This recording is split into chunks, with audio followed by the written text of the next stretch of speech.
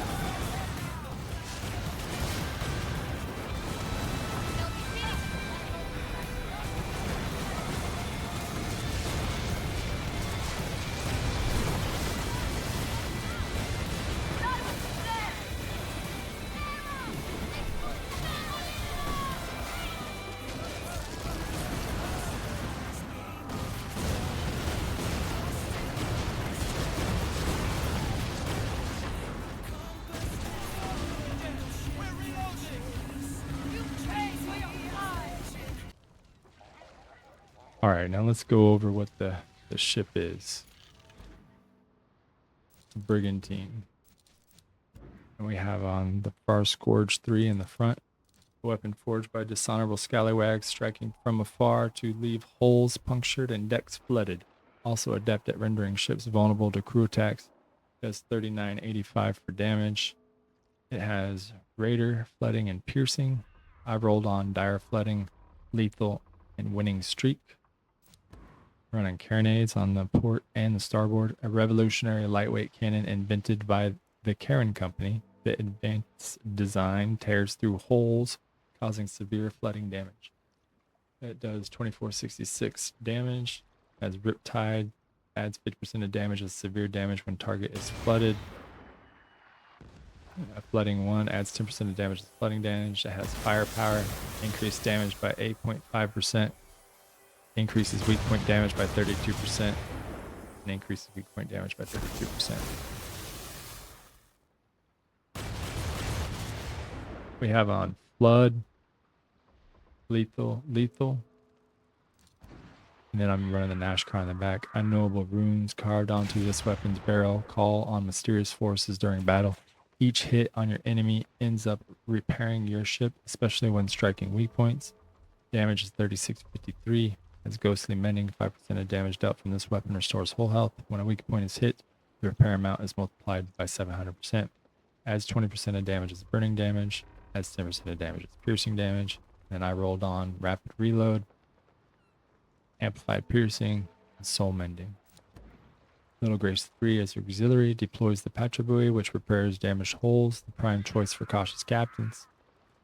Rapid reload, restorative, and empower. The armor is the Crimson Lotus. Increases broadside weapon damage and stamina recovery after a successful crew attack crafted in the fires of the Crimson Lotus Foundry. As Rally, using a crew attack increases broadside weapon damage by 33%. And stamina recovery by 100% for the next 15 seconds. Furniture. Ramrod Workshop. Decreases reload time of broadside weapons by 7%. Increases secondary damage dealt by broadside weapons by 8%. Village Fire Barrels. Weapon hits against a target with a damaging status effect have a 5% chance to fully recharge those status effects. This effect has a 30-second cooldown. Increases secondary damage of broadside weapons by 10%. Fuse Fusing Station. Decreases reload time of front weapons and rear weapons by 9%. Increases secondary damage dealt by front and rear weapons by 9%. Machinist Table Repair 1. Increases area of operation radius of repair buoys by 25%. Increases repair amount of repair buoys by 25%. Culverin Works 1. Increases secondary damage of Culverin by 19%. And last but not least, the Beam Supports, my favorite defense. Increases max hull health by 7%. Increases armor rating of equipped armor by 7%. So you put it all together and you come up with the Brigantine with 27% damage reduction against explosion, 37% damage reduction against flooding, 22 against fire, 0 against sails, 27% against piercing, 5% against electric. The reason we're using the Brigantine is because it has this bull run and headstrong. So right here, increases damage from ramming by 45% and gains additional speed while pursuing an enemy ship within 300 meters, period.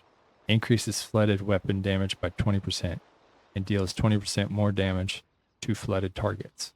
So that's why we're using the flood. All right, guys. If you have any comments, you can leave them below. If you like this video, give it a like.